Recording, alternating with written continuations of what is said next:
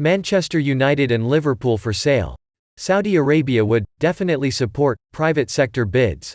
Sports Minister Saudi Arabia's sports minister says its government would definitely support private sector Saudi bids for Manchester United and Liverpool. The owners of both Premier League clubs are exploring potential sales.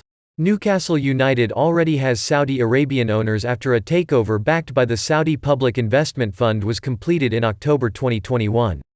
Prince Abdulaziz bin Turki Al Faisal said there was a lot of interest and appetite in United and Liverpool. He told BBC Sport, "From the private sector, I can't speak on their behalf, but there is a lot of interest and appetite and there's a lot of passion about football. It's the most watched league in Saudi and the region and you have a lot of fans of the Premier League. We will definitely support it if any Saudi private sector comes in, because we know that's going to reflect positively on sports within the kingdom. But if there's an investor willing to do so and the numbers add up, why not? Manchester United up for sale, what happens now?" Little more than 12 months since their takeover, Newcastle are third in the Premier League table and unbeaten in all competitions since the 31st of August.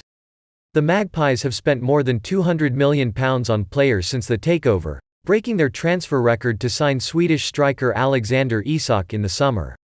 "They've done an excellent job," added Prince Abdulaziz. "They still have a long way to go, they've brought the right people on board. I'm sure they have targets to win the league and the Champions League and so on because they strive for the best and always bring the best on board, so I think it's going to be a bright future for Newcastle." Ronaldo to Saudi Arabia? Prince Abdulaziz also said he would love to see Cristiano Ronaldo join a Saudi club following his departure from Manchester United. The Portugal forward left the Old Trafford club with immediate effect on Tuesday following a controversial interview in which the 37-year-old criticised United and said he had no respect for manager Erik ten Hag. In the interview with Talk TV, Ronaldo also said he turned down a £305 million deal to join a Saudi Arabian club in the summer, a move that would have seen him become the highest-paid footballer in the world. Spanish newspaper Marca reported that Al Hilal had offered him a 2-year deal. "Anything is possible. I would love to see Ronaldo play in the Saudi league," said Prince Abdulaziz. "It would benefit the league, the sports ecosystem in Saudi, and it will inspire the youth for the future. He's a role model to a lot of kids and has a big fanbase in Saudi." Ronaldo is currently playing at what is likely to be his last World Cup, a tournament Prince Abdulaziz would be keen to bring to Saudi Arabia.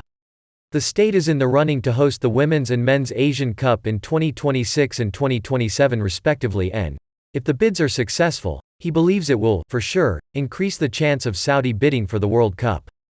"Why not? Who wouldn't want to host the World Cup?" he added. "We host a lot of events in the region. Any country in the world would love to host the World Cup.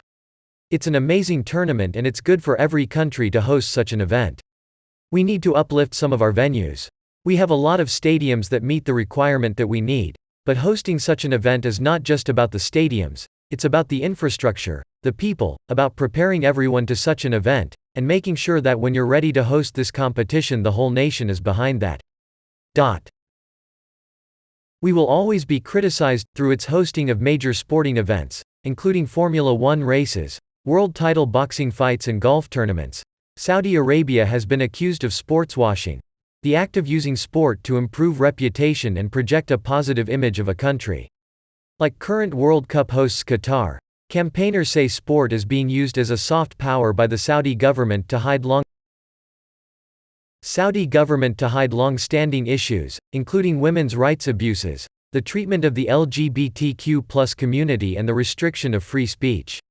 "We were criticized in Saudi before we hosted such events, that we don't host these events. And now that we're criticized for hosting them," said Prince Abdulaziz.